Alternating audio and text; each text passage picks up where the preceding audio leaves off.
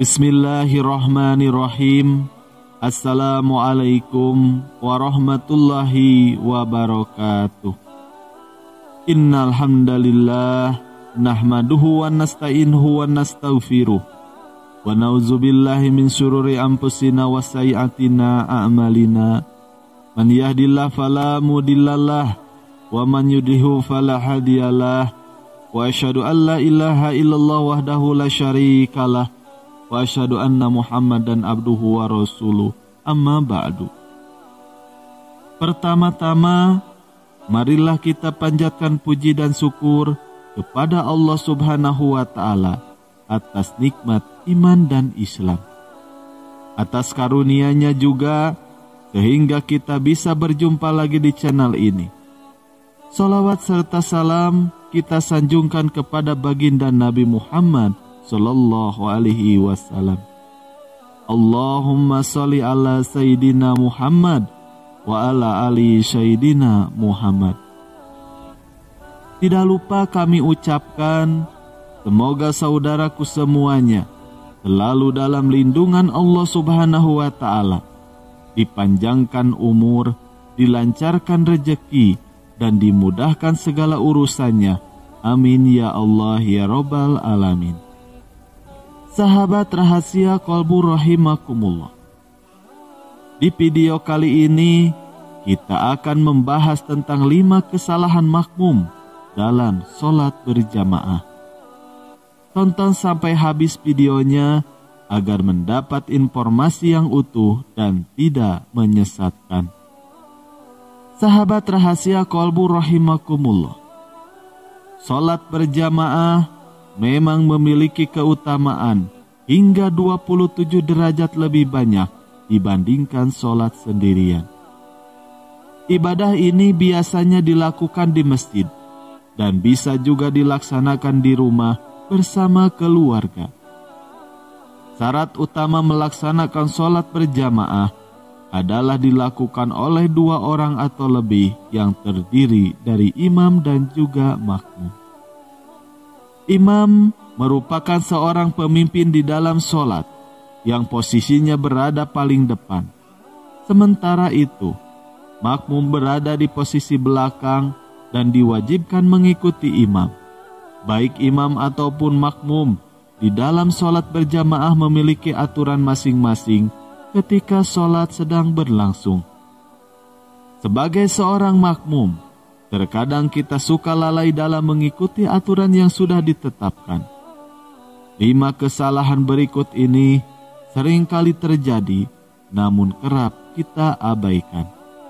Padahal ketika hal ini terus terjadi, maka dapat mengurangi keutamaan sholat berjamaah bagi si makmum.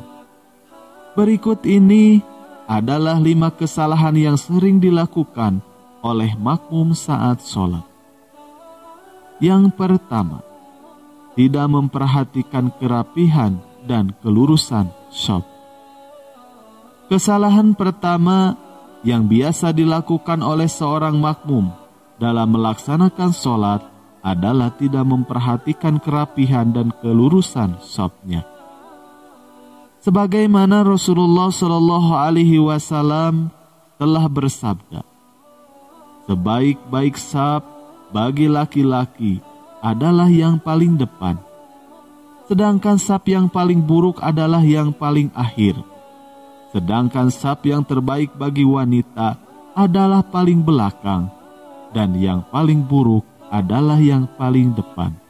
Hadis riwayat Muslim.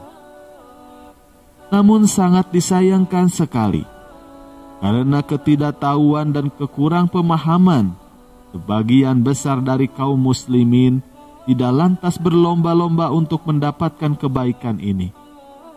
Mereka justru selalu menghindari dan enggan untuk sholat di shaf pertama dan malah seringkali mempersilahkan orang lain untuk berada di shaf depan.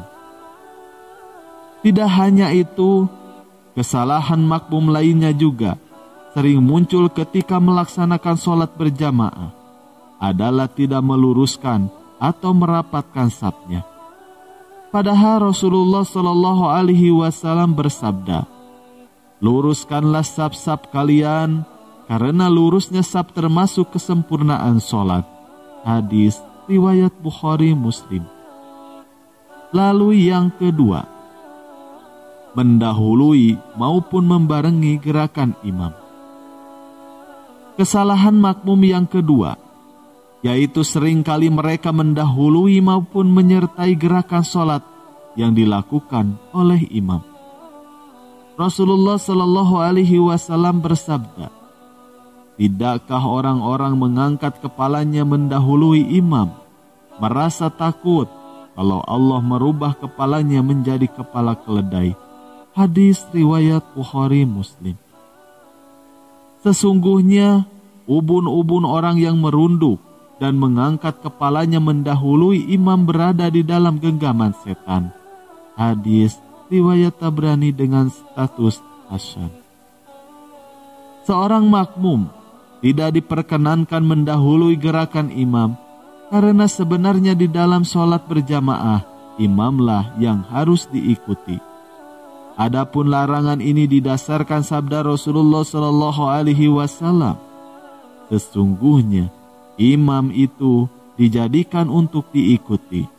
Jika imam telah ruku, maka rukulah kalian, dan jika imam bangkit, maka bangkitlah kalian. Hadis riwayat Al-Bukhari. Dari hadis di atas bisa kita tarik kesimpulan bahwa suatu hal yang dilarang adalah mengakhiri dan melambatkan gerakan dari imam. Untuk itu, ada baiknya ketika sholat berjamaah, kita sebagai makmum mengikuti atau mengiringi gerakan imam. Lalu yang ketiga, sibuk dengan berbagai macam doa sebelum takbiratul ihram. Seringkali kita melihat bahwa ada sebagian muslim sebelum sholat mereka menyibukkan diri dengan melafalkan niat.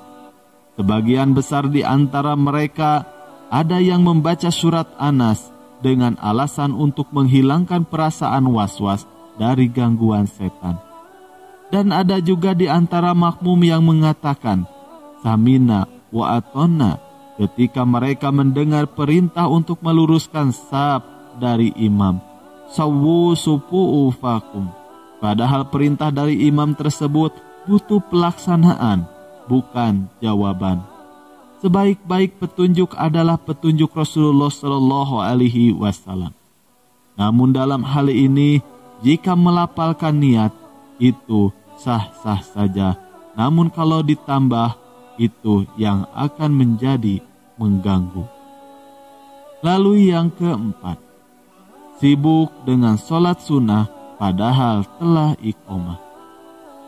Tidak hanya menyibukkan diri dengan doa sebelum takbiratul ihram. Banyak kita melihat kesalahan selanjutnya yang biasa dilakukan oleh makmum.